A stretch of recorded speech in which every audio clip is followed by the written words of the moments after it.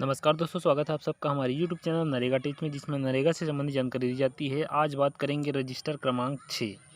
महात्मा गांधी रोजगार गारंटी योजना के तहत टोटल 7 प्रकार के रजिस्टर का निर्माण, जिसमें पंजी संधारण के नाम से भी जाना जाता है। 7 पंजी संधारण, जिसमें 6वां नंबर रजिस्टर की बात आज हम करने वाले हैं। और 6 नंबर जो रजिस्टर होता है उसमें क्या क्या ब्यौरा रहता है उसके बारे में पूरा डिटेल, साथ साथ उस रजिस्टर को कैसे मेंटेन किया जाता है, कैसे तैयार किया जाता है, इसके बारे में चर्चा आज रहेगी। तो 6वां नंबर को जो रजिस्टर होता है वो शिकायत रजिस्टर के नाम से भी जाना जाता है। शिकायत रजिस्टर मनरेगा के तहत बहुत सारे कार्य होते हैं। उन कार्यों में कई बार व्यवधान या अनियमितता की शिकायत बहुत ज़्यादा देखने को मिलती है, ग्राम पंचायत स्तर में, जिला पंचायत स्तर में या फिर राज्य स्तर में। तो इस प्रकार की धांधली होती है या फिर शिकायत होता है, चाहे वो एक सामान्य मजदूर हो, चाहे एक ठेकेदार हो, चाहे एक सरपंच हो, सचिव हो, रोजगार सहायक, किसी प्रकार की भी अनियमितता की गड़बड़ी की शिकायत की जाती है। इन शिकायतों को इस 6वां नंबर को जो रजिस्टर हम बता रहे हैं आज आपको, उसमें आपको दर्ज करना होता है। शिकायत रजिस्टर के नाम से भी जाना जाता है। इसको किस तरीके से तैयार करते हैं, और इसके पहले जितने भी रजिस्टर, हमने 5 रजिस्टर का ब्यौरा पूरा डिटेल बता दिया है, जो चैनल में आ चुका है वीडियो, जिस आई बटन में जाके आप देख सकते हैं। राइट साइड के यहाँ पर 3 डॉट आई होंगे, उसमें आप जाकर देख सकते हैं, और डिस्क्रिप्शन में आप देख सकते हैं इसके लिंक से। तो इसका उद्देश्य क्या है? 7 पंजी रजिस्टर संधारण में 6वां नंबर का जो रजिस्टर होता है शिकायत रजिस्टर होता है। इस शिकायत रजिस्टर में कोई वर्गीकरण या भाग इसका नहीं होता, जिसमें गुणवत्ता A4 साइज़ की पेपर में 200 पृष्ठ वाली लाइनिंग की आवश्यकता होती है इसको बनाने के लिए। साथ साथ इसको तैयार करने का तरीका, पंजी क्रमांक या रजिस्टर 6 को तैयार करने के लिए 2 हिस्सों में बांटा जाता है। पहले हिस्से में रजिस्टर का कवर और दूसरे हिस्से में रजिस्टर के भीतरी भाग को तैयार करने में संबंध में बताया गया है। कवर किस प्रकार से रहेगा, तो जैसे कि अभी आप देख रहे हैं, रजिस्टर क्रमांक 6 जिसका शिकायत रजिस्टर है, इसमें ग्राम पंचायत का नाम, जनपद पंचायत का नाम, जिला का नाम, राज्य का नाम यहाँ पर रहेगा। जिस प्रकार से अन्य रजिस्टर का भी आप संधारण करते हैं, उसी प्रकार से यहाँ पर पूर्ववर्ती संदर्भ और पश्चिमवर्ती संदर्भ भी आपको ऐड करना है।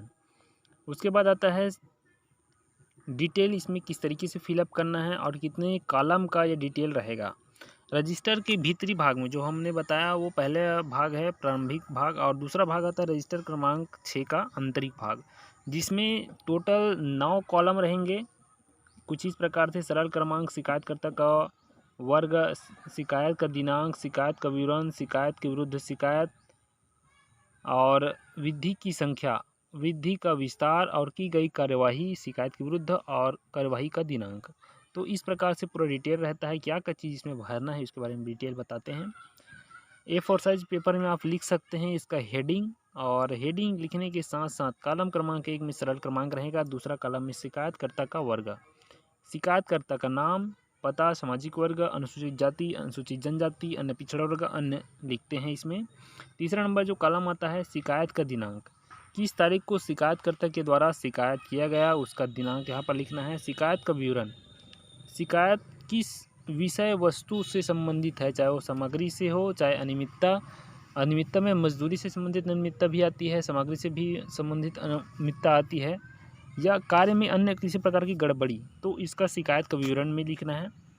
5वां नंबर में आता है शिकायतकर्ता के द्वारा जिसके खिलाफ शिकायत की गई है। शिकायतकर्ता चाहे तो सरपंच, सचिव, रोजगार सहायक के माध्यम से भी उसको शिकायत अपनी दर्ज करा सकता है कि इनके खिलाफ अनियमितता की जांच की जानी चाहिए, या फिर इन्होंने घोटाले किया इस संबंध में। और 6वां नंबर आता है शिकायत पत्र में यदि एक से अधिक विषय मुद्दे, जैसे लंबित मजदूरी भुगतान हो गया, गुणवत्ताहीन कार्य हो गया, फर्जी हाजिरी हो गई, इससे संबंधित शिकायत होती है, तो उसको ब्यौरा आपको लिखना है इसमें। 7वां नंबर में आता है जिन शिकायतों की संख्या लिखी जाती है, एक शिकायत में 2 से ज़्यादा विषय वस्तु का उल्लेख होता है, तो उस पर संख्या भी यहाँ पर लिखनी होती है। तो इस प्रकार से शिकायत को लिखा जाता है टोटल 9 कॉलम में।